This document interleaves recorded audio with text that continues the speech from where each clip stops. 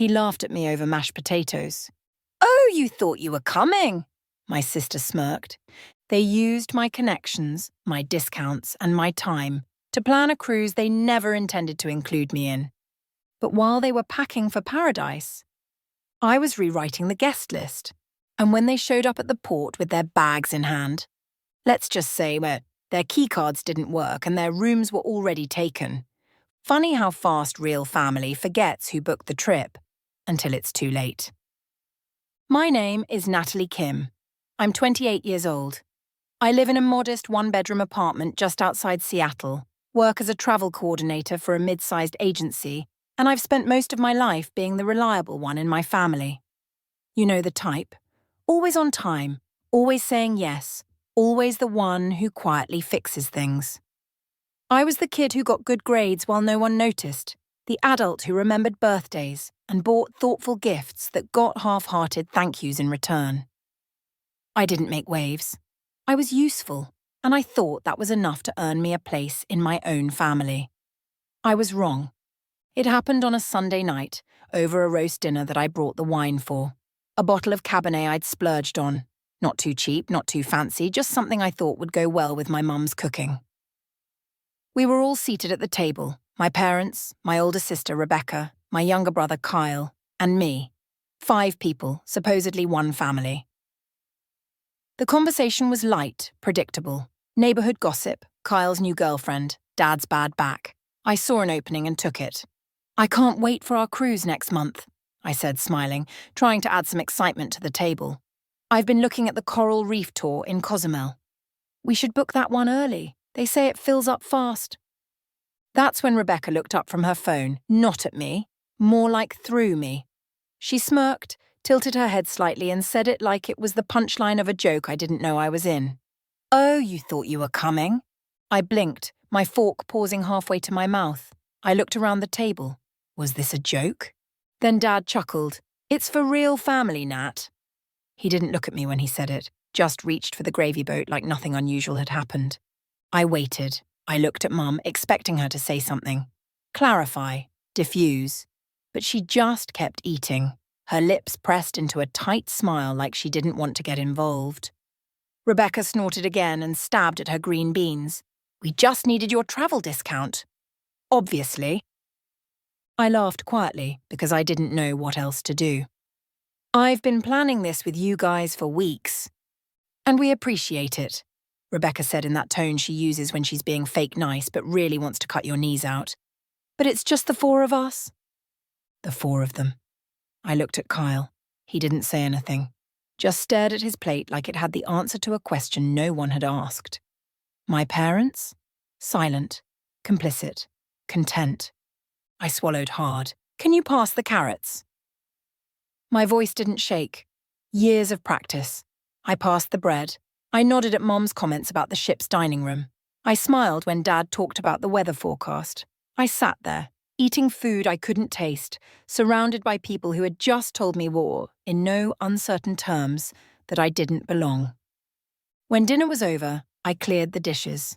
I needed something to do with my hands, something to keep me facing away so they wouldn't see the tears forming in my eyes. In the kitchen, I ran the faucet louder than necessary and scrubbed a plate harder than I needed to. Through the doorway, I heard them chatting about packing lists and sunscreen brands, as if nothing had happened. I didn't say goodbye when I left. No one noticed. I drove home in silence, windows down, letting the cool night air hit my face like a wake-up call. I didn't turn on music. I didn't call a friend. I pulled into my apartment complex, parked, and sat in the car with my hands gripping the steering wheel like it was the only thing holding me together. Then I cried. Not soft, dainty tears. Real ones. Ugly, hot, loud. The kind of crying you don't come back from the same. It wasn't just about the cruise. Not really. It was everything. Every birthday they forgot. Every time they praised Rebecca for doing the bare minimum while I worked overtime to afford groceries. Every time Kyle messed up and got bailed out while I was expected to be the example.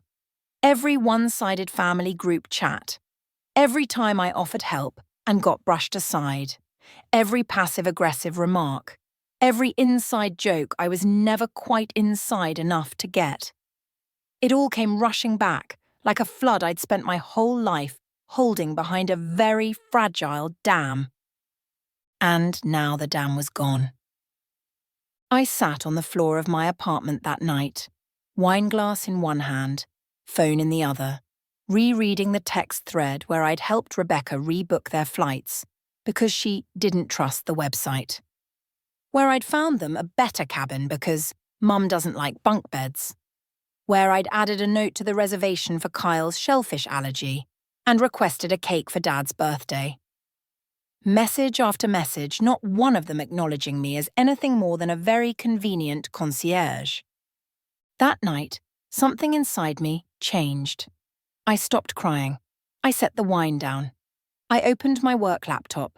I pulled up the cruise reservations, all of them. The upgraded balcony cabins, the snorkeling excursions, the specialty dining, the spa day Rebecca insisted on.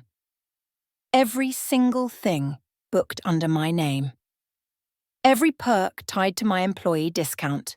Every email, every confirmation, every room. Mine. They didn't know that. They never paid attention to the details, they just assumed. And now I had decisions to make. Because if I wasn't real family, maybe it was time I stopped playing the role. And maybe, just maybe, it was time I reminded them who really built the ship they thought they were sailing away on. They didn't just forget to invite me to a cruise, that would have been bad enough. But the truth is, this wasn't the first time I'd been left out. It was just the first time they said it out loud. I've always known I was the extra, not in some dramatic middle child syndrome way. I mean really, undeniably, measurably invisible. I was the one who got good grades and got told, well, that's what we expect from you. The one who showed up, remembered birthdays, helped with errands, answered texts, and made everything easier. And never once got asked, do you need anything? Rebecca has always been the favourite. 4 years older than me and somehow still treated like she's 12. She flunked out of 2 colleges, racked up credit card debt, moved back in 3 different times, and still managed to get praised for being strong. Last year, she called Dad crying because she hit a parked car while texting. The next day, she had a brand new SUV in the driveway. Meanwhile, when my 12-year-old Corolla started making a sound like it was choking on itself, Dad told me, that's what you get for buying used. Kyle is the baby. 25, soft-spoken and unbothered by most things. Probably because life's been handed to him with a bow. He works for Dad's construction company. No interview, no experience, just showed up one day and got a job and a paycheck. He's not malicious like Rebecca, but he's never stuck his neck out for me either. When she's cruel, he laughs along. When Mum dismisses me, he stays quiet. And when I'm hurt, he changes the subject. He floats on calm water because he knows the storms only ever find me. Growing up, I tried not to rock the boat. If I could just be helpful enough, maybe I'd earn the same kind of warmth. I cleaned the kitchen without being asked. I gave up birthday parties because money was tight. I made on a roll every semester. When I got a scholarship to college, Dad barely looked up from the newspaper. Hope you're not expecting a handout, he said. I wasn't. I worked 2 part-time jobs through school, slept 4 hours a night, graduated debt-free, with honours. They didn't come to graduation. Rebecca had a sinus infection. Kyle had a barbecue. I sat there in my cap and gown, scanning the crowd for faces that never showed. I still sent them thank you cards, for the occasional grocery money, for supporting me with encouragement that never came. When I got my job at the travel agency, it felt like a turning point. For the first time, I had stability, a salary, health insurance. I moved into my own apartment and bought a sofa that wasn't second-hand. I even started a small emergency fund, just in case.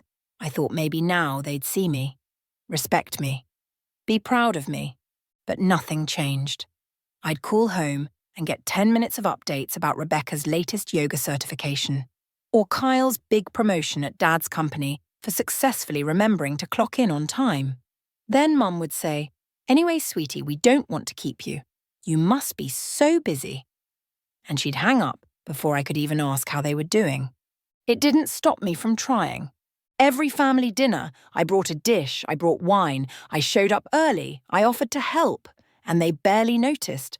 The food was picked at, the wine was ignored. Rebecca once told me I was trying too hard to impress people. I stopped suggesting we do things together. My invitations were always met with excuses anyway. Too tired. Too busy. Rebecca's got something. But I still went to their things. I clapped at Kyle's work event like it was the Olympics. I helped Rebecca move, twice. I sent flowers when Mum had dental surgery, even though she never responded to the card. The cruise was supposed to be different. When Dad announced it, I was genuinely excited. 7 days in the Caribbean, family time, a celebration. He raised his beer and said, 30 years with this woman. I want to do it right. And I had jumped in. I can help. I get deals through work and employee perks. I can get upgrades, discounts. Dad nodded, pleased. That's my girl. It was the first time in years he'd said something like that. I stayed up late that night researching itineraries. I emailed resorts, called in favours, arranged dining times, spa reservations, and airport transfers. I even added special occasion flags to the booking to make sure they got cake in the dining room. I did it all with a quiet kind of joy, like maybe this time they'd see me.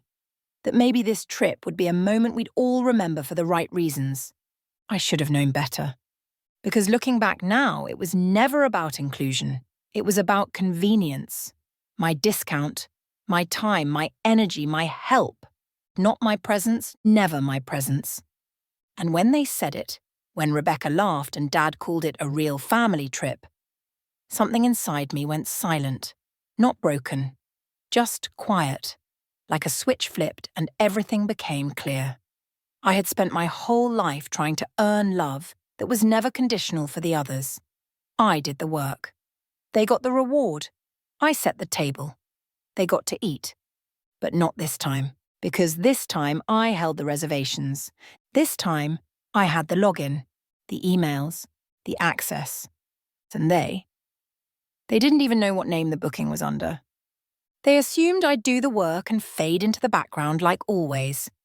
But this time, the girl in the background wasn't going to stay quiet. This time, she had a plan. I didn't rage. I didn't yell. I didn't even cry after that first night. Something in me had flipped so cleanly, so completely, it scared me a little. But it also thrilled me. This time, I wasn't going to explain myself. I wasn't going to beg. I wasn't going to send a long, emotional text asking, "Why would you do that to me?" I already knew the answer. They didn't value me. They valued what I could do for them. And now, I finally had the chance to show them what that really meant. The next morning, I brewed coffee like normal, fed my cat, opened my work laptop, but instead of logging in for client calls, I logged into the cruise booking system. I clicked through their reservation. Cabin 7042, Cabin 7044, upgraded balcony suites. Perks applied, bottle of champagne in each room. Paid in full. Under my name. Everything was under my name. Because of the employee discount policy, it had to be. I had booked everything as the lead traveller, and they were listed as my guests. I remembered Dad brushing that off months ago when I explained it. Sure, you just handle it all, you're good at that stuff. Yeah, I am good at it. So good, in fact, they never once questioned how much control I had. I opened the settings panel.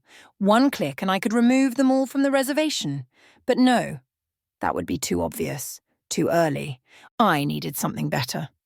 I opened a spreadsheet, labelled it Cruise Adjustment Plan. This wasn't going to be revenge. This was going to be a restructure. I reviewed the booking policies. If I modified the reservation, changed the guests, changed the rooms, they'd be notified only if they were the lead contact. But I was the lead. They wouldn't know a thing. I called in a favour with Danny, a friend in guest relations at the cruise line. Hypothetically, I asked, swirling coffee like I wasn't planning a small-scale family coup. If I wanted to swap out the guest list on a reservation but keep the booking, is that possible? As long as it's before final check-in and the lead traveller stays the same, she said without hesitation. And there's no flagged fraud. Totally doable. What's going on? Oh, just cleaning things up, I smiled. Danny paused. Are they being awful again? I didn't answer. I didn't need to. We were confirmed to sail in 26 days, so I got to work. First, I made a new email address, one my family didn't know. I updated the booking contact to that email. I added a phone number I'd purchased just for this, a second line, forwarded through an app. All communications were now rerouted through me only. Next, I cancelled the original airport transfers. I rebooked the airport pickup under new names. I even arranged to fly out of a different terminal. Then I began reassigning the guests. One by one, I removed my family members from the system. The software flagged it with a red box. Are you sure? You are removing Robert Kim from cabin 7042. Oh, I was sure. I replaced them with 3 friends I trusted. 2 co-workers and my best friend Syra, who'd been there for me through every ignored birthday and hollow Mother's Day dinner. When I told her the plan, she didn't blink. Are we tanning or ziplining? Both, I said. The cruise line required ID info for each guest, so I filled everything out properly. These were real people, and I was following every rule. No fraud, no tricks. I just changed the names because I could, and because no one had ever asked me if I wanted to come. They'd just used me to get what they wanted. Now they weren't going, and they didn't even know yet. The best part? The cruise was non-refundable past a certain date, and we were already past it. They couldn't rebook, couldn't call and demand a credit, couldn't even access the itinerary, because they never made their own account, because they never thought they needed to. In the evenings, I started packing, quietly, joyfully, like I was wrapping a gift for a version of myself I'd kept locked away for too long. I bought a new bathing suit, bright red, bold. I bought waterproof mascara. I bought a new beach tote that said booked and busy. And while I folded sundresses into a suitcase, my phone would light up with messages from Rebecca. What's the Wi-Fi situation on the ship again? Did you request a vegan option for Kyle? Mum wants to know if she can bring wine on board or if there's a corkage fee. I answered everyone with fake cheer. I'll take care of it. Because I was taking care of it, just not the way they expected. Every message they sent was more evidence, more confirmation, more fuel. They didn't see me as a person. I was a walking, talking travel department. And that department was under new management. The morning of the cruise, I was already on the ship, drink in hand, sunglasses on, watching the chaos unfold from Deck 7. It was 11:08 a.m. I had front row seats to the implosion of a lie they didn't even know they were living.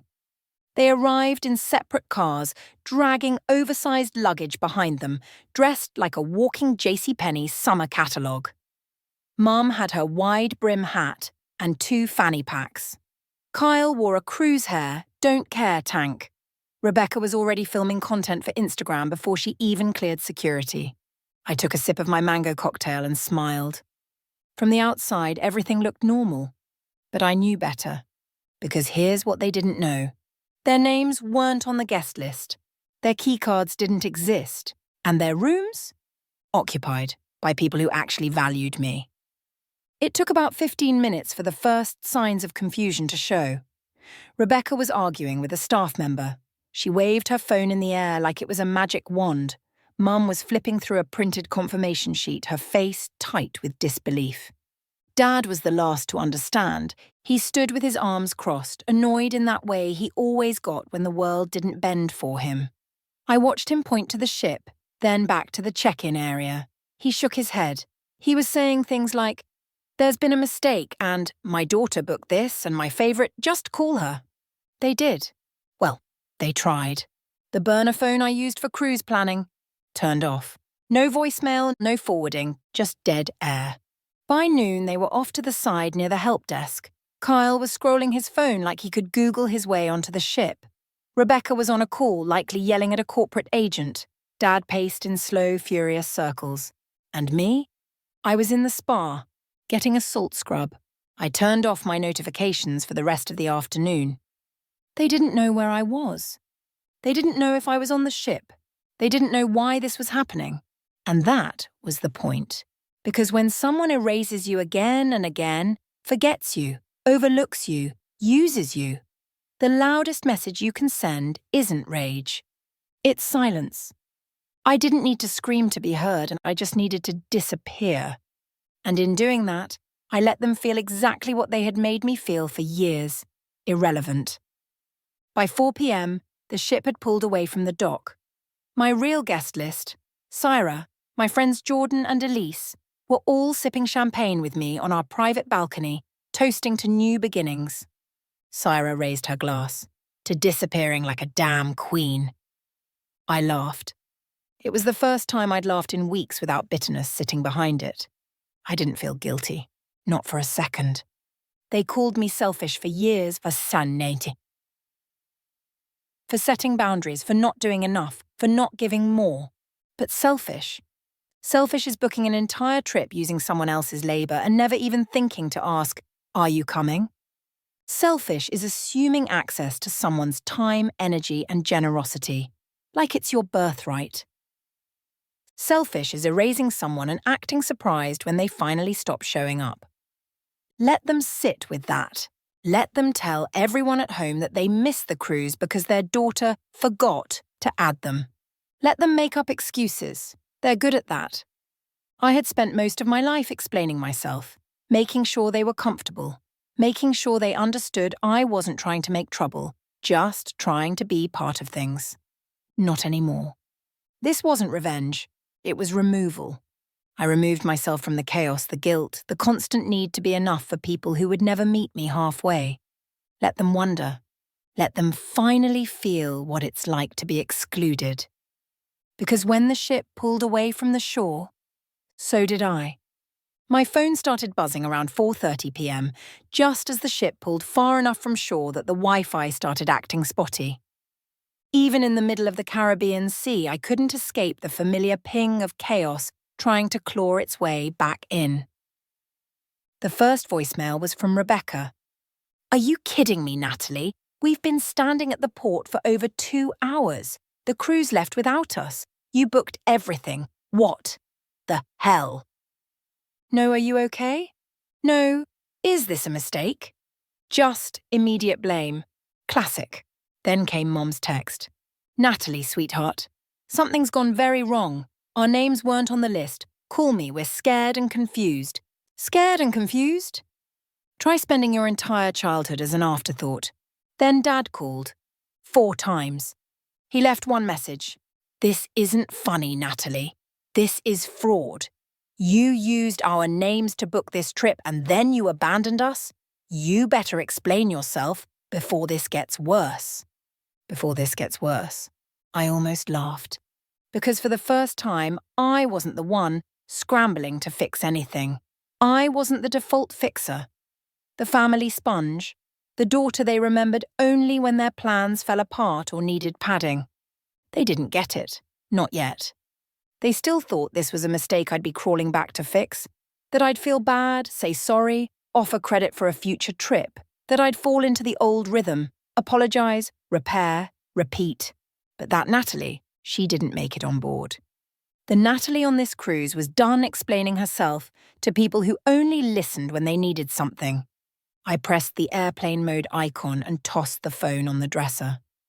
My friends and I watched the sun melt into the ocean, the water sparkling gold like it was clapping for me. We danced at the silent disco. We ate steak and chocolate cake. We went snorkeling with sea turtles and drank piña coladas before noon. We toasted to new beginnings and laughed until our ribs hurt. It was the best week of my life. And I say that with no exaggeration, no guilt, no qualifier. It was the first time I chose myself. And didn't apologise for it. We explored private beaches, wandered through island markets, and booked a spontaneous excursion to a waterfall hike. I didn't check my email, didn't scroll Instagram, didn't refresh a single message. I didn't even look at the lock screen notifications, because I knew what I'd find: desperation wearing the mask of outrage, guilt disguised as concern, and a pile of words designed to shame me back into silence. I didn't check my messages again until 2 days after we docked. I waited until I was back in my apartment, suitcase still unopened, hair still damp with salt water. I poured a glass of wine, sat on the couch, and finally turned the phone back on. 36 voicemails, dozens of texts, 4 emails. The progression was predictable. Confusion, panic, anger, guilt, manipulation. They followed the same script they always had. They just didn't realize I wasn't reading from it anymore. One message from Dad stood out. "You humiliated us. What do you think the neighbors are saying? We told everyone about this trip. Do you even care what this does to the family name?" Oh, the family name. The name that was never proud of me unless I was doing unpaid emotional labor or saving someone else from their mistakes. Another text from Rebecca. "You're unbelievable. We invited you out of pity. Thought you'd be alone forever. Guess you showed us. Hope you enjoyed your little power trip." She invited me out of pity? So that was the story they were spinning now. Fine, let them tell it that way. Let them rewrite the narrative so they don't have to admit they were never going to include me until I became useful. But here's the truth. They didn't forget to invite me. They intended to leave me behind. They just never thought I'd get there first. And I didn't do it to hurt them. I did it because I finally realized I've spent a lifetime trying to earn a seat at a table where my chair was always missing. Now, I bring my own table, with people who want me there. I thought about replying, about saying something cutting, final, airtight, maybe a single text. "Next time, book it yourselves." But I didn't, because silence was louder. Let them sit with their bruised egos and empty passports. Let them tell the world I'm ungrateful, dramatic, selfish. Let them say I overreacted. Let them tell on themselves. Because this time, I'm not rushing to fix the story. I'm letting it burn. And in the ashes, I'm building something better. For me. For once. And the wildest part? I didn't miss them. Not once during the trip. I didn't reach for my phone to tell them about the dolphins or the tiramisu or the insane glow-in-the-dark party on Deck 4. I didn't wish they were there. I didn't ache for their approval. I didn't crave their validation. I just lived. And I liked the version of me who showed up without them. No longer the peacekeeper. No longer the tag-along. No longer the invisible sibling waiting for a seat at the table. That Natalie. She knows what she brings. She knows that silence can be the sharpest kind of truth. She knows that you can love people from a distance and still never let them close again. She knows that sometimes the best revenge isn't dramatic. It's quiet. It's graceful. It's her, dancing barefoot at sunset on a cruise deck, laughing with friends while the people who used her miss the boat. Literally. This time, I chose me. This time, I chose me. This time, I chose me. Over. And over again. And not just once. 2 weeks after the cruise, I got the text. It was from Mum, overly polite, almost rehearsed. "Natalie, we'd like to invite you to brunch this Sunday. Just family, just to talk. Hope you can make it." I stared at it longer than I care to admit. Just family. The same family that used my travel agent perks to plan a dream vacation without inviting me. The same family that toasted champagne on deck while I was left behind, sitting in the home office that now felt too quiet, too clean and far too empty. I could have deleted the message. I could have blocked the number and moved on, but I didn't. Not because I was forgiving, no, not even close, but because I was curious. Cold, detached curiosity. What would they say now that their secret had become a public spectacle? What would they do when faced with the truth they worked so hard to rewrite?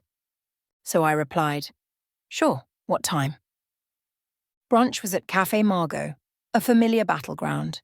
The white tablecloths, the neatly aligned silverware, the illusion of family decorum. All things that looked perfect from a distance, but up close, were as hollow as the apologies I knew I wouldn't hear. When I arrived, they were already seated. Mom wore pearls and a floral blouse, her version of diplomatic armour. Dad sat in his favourite golf polo, arms crossed in quiet judgment. Rebecca looked like she had just stepped off the cruise ship, effortless, tan with a mimosa in one hand and her phone in the other, not a care in the world. No one stood. Mom smiled the way one smiles at a neighbour they secretly hate but need something from. Natalie, sweetheart, you look fresh. I sat. Let's just get to it. They looked at each other like actors waiting for someone else's cue. Then Dad cleared his throat. Natalie, what you did at the cruise terminal wasn't necessary. That wasn't how family handles things. Wasn't necessary, I repeated. You mean telling the truth? Correcting your lie? Rebecca sighed. You're still on this? It was a misunderstanding. I tilted my head. Really? Did Carnival misunderstand the passenger manifest too? Because I saw the booking confirmation. It was for 3, not 4. Silence. Mom placed her fork down gently. Let's not dwell. We're here to rebuild. As a family. I let the silence hang, watching them squirm in it. Rebuild what? The relationship you bulldozed the second you decided I didn't matter? Dad leaned forward, voice tight. We never said that. You're twisting everything. No, I said, voice calm. You twisted it. You used my discounts, my time, my connections. Then you planned an entire vacation and cut me out like I was nothing. That wasn't an oversight. It was a choice. Rebecca finally looked up. Okay, you want honesty? Fine. You're exhausting, Nat. You make everything so dramatic. And you make everything about yourself, I replied coolly. Ladies, Mum interrupted, feigning control. We didn't come here to argue. We came to heal, to move forward. No, I said. You came here because people are talking. You came here because you're embarrassed, not sorry. Mum tried to recover. Your father and I have been talking. We thought, maybe we could plan another trip, a do-over, just us 4, something to get us back on track. There it was, the play, the bribe wrapped in a peace offering. You don't want reconciliation, I said. You want damage control. You want to rewrite what happened so you can keep pretending nothing's wrong. But I remember. Dad's voice sharpened. You embarrassed us, made a scene in public. Do you think we haven't had to answer questions? I hope you did, Asya, I replied, because maybe then you'd know how it feels to be the one humiliated in front of people you care about. Except I wasn't humiliated. I was done. That's different. Rebecca scoffed. Always the victim. Always the liar, I said back. Mum pressed her napkin flat on the table. Natalie, this attitude doesn't suit you. We're trying. No, I said, pushing back my chair. You're not. You're performing. And I'm done applauding. I reached into my purse, pulled out 2 crisp $20 bills, and set them neatly beside my empty water glass. Brunch is on me. Again. I turned and walked away before they could respond.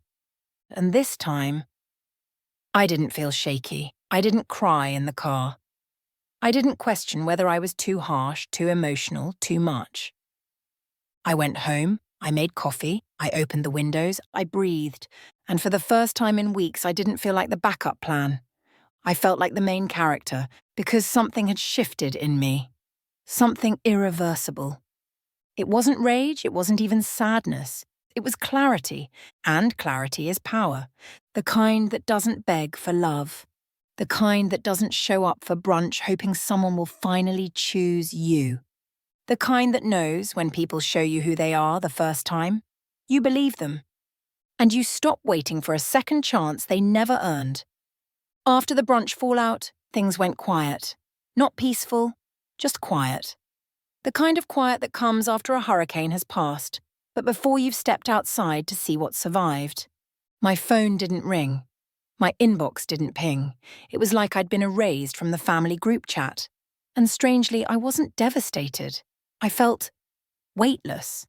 But weightlessness doesn't last forever, not when your family hates being ignored. About 3 weeks later, I got an email from Rebecca. Subject line, Mum's birthday. Let's be adults. The message was classic. Rebecca. Passive-aggressive, faux sweet, and smug. Hey Nat, I know things have been a little tense, but Mum's 60th is coming up, and we're planning a surprise party. It would mean a lot if you could show up and not cause a scene this time. We're booking the hall, catering, the works. But if you want to contribute, that might help patch things up. Let me know. And please, don't make this about you again.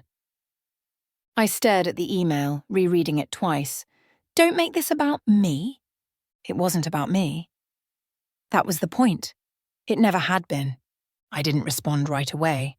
Instead, I started planning something else entirely. See, what Rebecca didn't know, what none of them knew, was that I'd been documenting everything. Every message, every receipt, every email and social post showing they used my credentials to book the cruise. And I'd been quietly consulting with an attorney.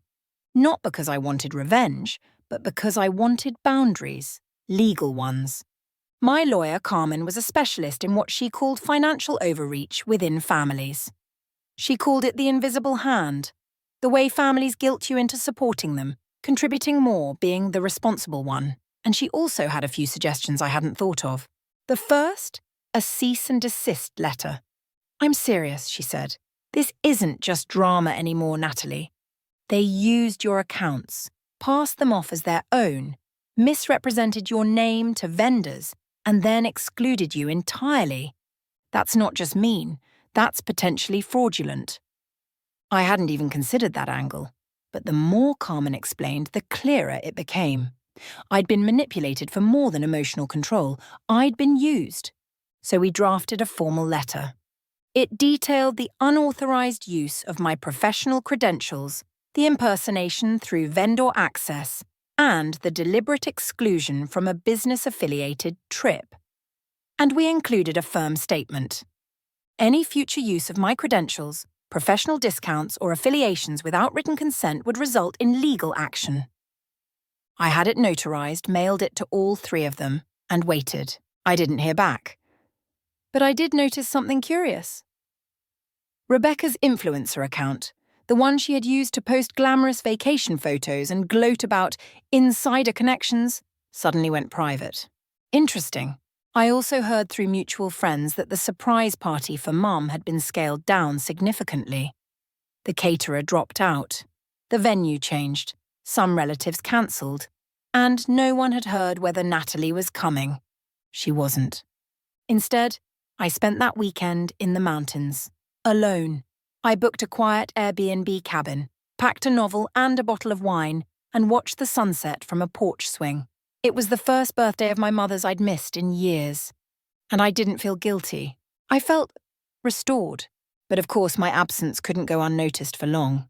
A few days after the party, Dad called. I didn't answer. He left a voicemail. Natalie, I hope you're proud of yourself. Your mother cried at her own birthday party. Rebecca was humiliated. You've really crossed a line this time. We tried to include you, and you threw it back in our faces. Unbelievable. I didn't respond. 2 days later, Mum texted. Just a single sentence. I don't know what we did to deserve this. I almost laughed. What did you do? You lied, excluded, manipulated, and now expected forgiveness on demand. That's what they'd always counted on. My guilt, my sense of duty, my need to be included. But that version of me was gone. And in her place, a woman who'd stopped asking to be loved the right way and started loving herself the right way. 1 week later, Carmen called with another update. She'd gone ahead and submitted a formal complaint to the vendor association that governed travel industry ethics. It was mostly symbolic, but it felt like a weight lifted. They can't keep using your name, Carmen said. And they won't. You've drawn the line. Later that night, I sat on my couch, sipping tea, staring at my bookshelf. At the top sat a dusty photo album. one I hadn't opened since the cruise debacle. I pulled it down, opened it to the first page. Me and Rebecca, age 5 and 8, in matching swimsuits, smiling, holding hands. I flipped to the next page. Mom in the kitchen, laughing.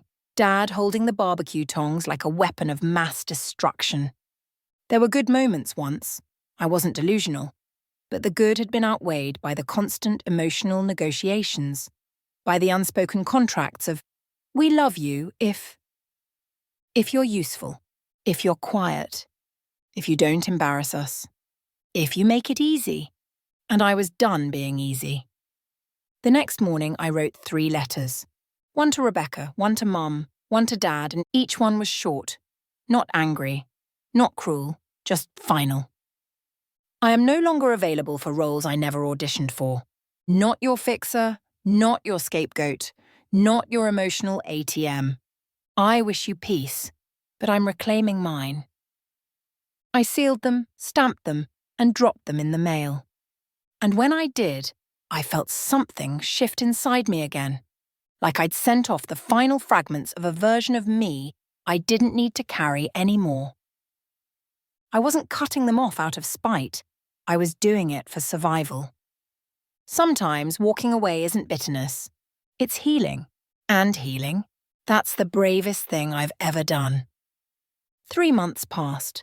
Not a single text. No birthday card. No fake emergencies. No sudden family group chat resurrections.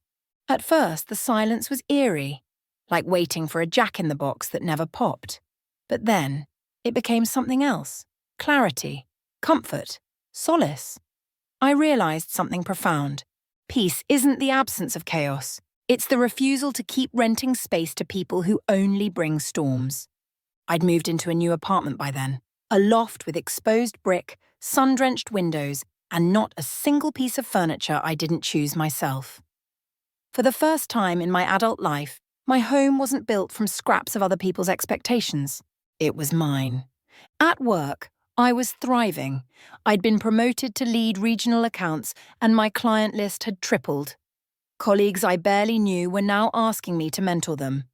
People were listening to me, not out of obligation, not out of guilt, but because they respected me. And for someone who'd spent most of her life being talked over at the dinner table, that shift felt revolutionary. Then one Friday, everything shifted again, not in a dramatic way, but in the kind that folds time into itself. I stopped into my favourite neighbourhood bookstore after a meeting, just killing time before dinner plans. That's when I saw her. Rebecca, in the self-help aisle. She hadn't noticed me yet. Her hair was in a simple ponytail, her expensive handbag visibly worn at the corners. There was no perfectly curated look today, no audience to impress. She looked human, and maybe for the first time in her life a little lost. She picked up a book titled Families That Wound, Recognizing and Reclaiming Your Power, and flipped through it. I could have walked away. Could have ghosted the moment like she ghosted me on the cruise. But something in me whispered, say something. So I did. Good book, I said, my voice even. She startled. Her eyes widened when she saw me. Natalie, she said like someone seeing a ghost. Didn't expect me to read, I offered with a half smile. Or didn't expect me to be upright and emotionally stable. She let out a nervous laugh and looked away. I didn't think you'd be here, she muttered. I live 5 blocks away, and no offence, but this aisle doesn't really scream your vibe. She exhaled, and I saw her composure crack.